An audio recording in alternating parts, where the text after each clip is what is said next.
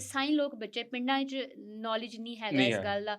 ਉਹ ਕਹਿੰਦੇ ਨੇ ਜੀ ਆ ਮਾਂ ਪਿਓ ਦੀ ਕੋਈ ਬਦਦੁਆ ਸੀ ਤੇ ਇਹਦਾ ਕੋਈ ਗੁਨਾਹ ਸੀ। ਗੁਨਾਹ ਸੀ, ਹਾਂਜੀ। ਅਸਤਗਫਿਰੁੱਲਾ, ਇਸ ਤਰ੍ਹਾਂ ਨਹੀਂ ਕਹਿਣਾ ਚਾਹੀਦਾ। ਮੈਂ ਕਹਿੰਦੀ ਹਾਂ ਕਿ ਅੱਲਾਹ ਤਾਲਾ ਨੇ ਉਸ ਮਾਂ ਪਿਓ ਨੂੰ ਚੁਣਿਆ। ਅੱਛਾ, ਜਿਹੜਾ ਬੱਚਾ ਸਾਈਂ ਹੈ ਹੁਣ ਇਹਦੇ ਵਿੱਚ ਅਸੀਂ ਅਗਰ ਆਪਣੀ ਤੁਹਾਨੂੰ ਮੈਂ ਦੱਸਾਂ ਕਿ ਐਜੂਕੇਸ਼ਨ ਦੇ ਹਵਾਲੇ ਨਾਲ ਇਹਦੇ 'ਚ ਆਉਂਦਾ ਜੇ ਸੀਪੀ, ਸੈਰੀਬਰਲ ਪਾਲਸੀ, ਉਸ ਤੋਂ ਬਾਅਦ ਮਸਕੂਲਰ ਡਿਸਟ੍ਰੋਫੀ, ਔਟਿਜ਼ਮ। ਇਹ ਵੇਖੋ ਕਿੰਨੀਆਂ ਬਿਮਾਰੀਆਂ ਨੂੰ ਤੁਹਾਨੂੰ ਨਾਂ ਦੱਸ ਰਹੀ ਹਾਂ। ਹਾਂਜੀ, ਤੁਸੀਂ ਕੀ ਕਹਿੰਦੇ ਹੋ ਪਿੰਡ 'ਚ?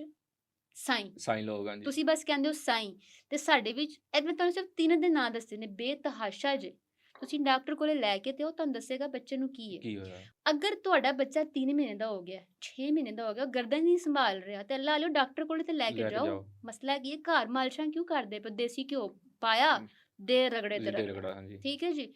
ਹੁਣ ਇਹ ਚੀਜ਼ਾਂ ਜਿਹੜੀਆਂ ਹੁੰਦੀਆਂ ਨੇ, ਜਿਤਨਾ ਵੀ ਸਾਡੇ ਕੋਲ ਇਹਨੂੰ ਅਸੀਂ ਕਹਿੰਦੇ ਹਾਂ ਸਪੈਸ਼ਲ ਚਾਈਲਡ। ਠੀਕ ਹੈ, ਆਪਣੀ ਜ਼ਬਾਨ ਵਿੱਚ ਜਵਾਨ ਸਪੈਸ਼ਲ ਚਾਈਲਡ। ਸਪੈਸ਼ਲ ਚਾਈਲਡ ਦਾ ਸ਼ੁਰੂ ਤੋਂ ਹੀ ਪਤਾ ਲੱਗਣ ਸ਼ੁਰੂ ਹੋ ਜਾਂਦਾ ਹੈ। ਲੇਕਿਨ ਕੀ ਹੈ ਜੀ, ਉਹ ਸਾਡੇ ਜਿਹੜੇ ਵਾਲਦੈਨ ਨੇ ਉਹਨਾਂ ਨੂੰ ਨੌਲੇਜ ਨਹੀਂ ਹੈ। ਅਸੀਂ ਕੀ ਕਰਨੇ ਆ, ਮਸ਼ੀਨ ਲਾਉਂਦੇ ਆ, ਉਹ ਮਸ਼ੀਨ ਉਸ ਪੱਠੇ ਨੂੰ ਜਗਾਉਂਦੀ ਹੈ, ਬ੍ਰੇਨ ਨੂੰ ਸਿਗਨਲ ਤੋਰਦੀ ਹੈ। ਤੋਰਦੀ ਹੈ, ਜੀ। ਕੀ ਹੁੰਦਾ ਹੈ ਕਿ ਜਿਸ ਟਾਈਮ ਤੁਸੀਂ ਉਹਨੂੰ ਲਾਚਾਰ ਛੱਡ ਦਿੰਦੇ ਹੋ, ਕੀ ਹੁੰਦਾ ਹੈ, ਉਹਦਾ ਕਨੈਕਸ਼ਨ ਦੂਰ ਹੁੰਦਾ ਜਾਂਦਾ ਹੈ ਦਿਮਾਗ ਨਾਲੋਂ। ਦਿਮਾਗ ਨਾਲ, ਹਾਂਜੀ। ਆਹਿਸਤਾ ਆਹਿਸਤਾ ਦਿਮਾਗ ਉਹਨੂੰ ਭੁੱਲਦਾ ਜਾਂਦਾ ਹੈ ਕਿ ਇਹ ਵੀ ਮੇਰੇ ਨਾਲ ਹੈ ਵੇ। ਤੁਸੀਂ ਪੋਲੀਓ ਦਾ ਬੱਚਾ ਵੇਖਿਆ ਹੋਏਗਾ, ਸ਼ੁਰੂ 'ਚ ਥੋੜਾ ਬਹੁਤ ਟੁਰਦਾ ਹੈ, ਤੋਰਦਾ, ਜੀ। ਆਹਿਸਤਾ ਆਹਿਸਤਾ ਟੁਰਨਾ ਘੱਟ ਕਰਦਾ ਹੈ, ਫਿਰ ਡਿੱਗਣਾ ਸ਼ੁਰੂ ਕਰਦਾ ਹੈ, ਫਿਰ ਮੰਜੀ ਤੇ ਪੈ ਜਾਂਦਾ ਹੈ।